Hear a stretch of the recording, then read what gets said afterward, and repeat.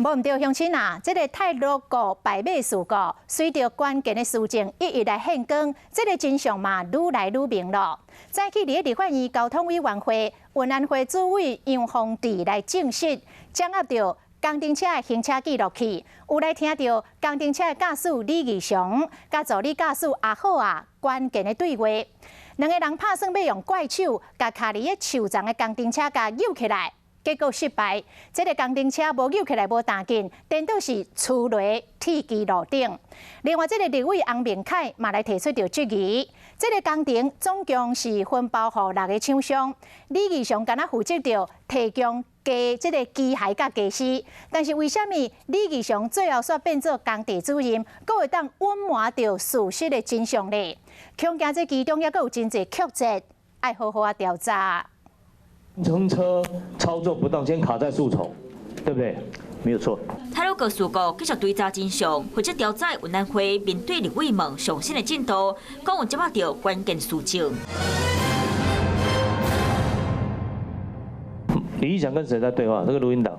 应该是助理驾驶，主要是谈到他车子被卡在树丛的时候，后面的处理的那个方式。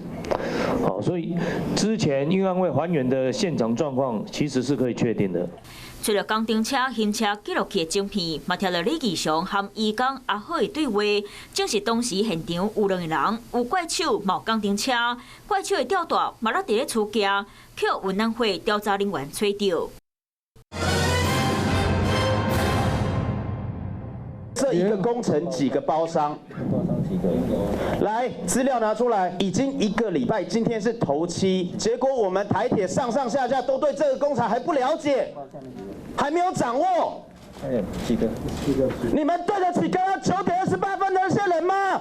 面对立委洪明凯问工程合约的内容，公共工程委员会主委吴德成和交通部处长王国才拢唔知免怎应。经起合约内容，承造厂商是东兴营造，不过包括6间厂商，其中第4间就是义祥工业社。不过负责的项目煞讲是提供怪手和机柜设备，为事故工程的有限目标，个关键事情公开。到底有偌济人牵涉到这个案，会阁继续调查？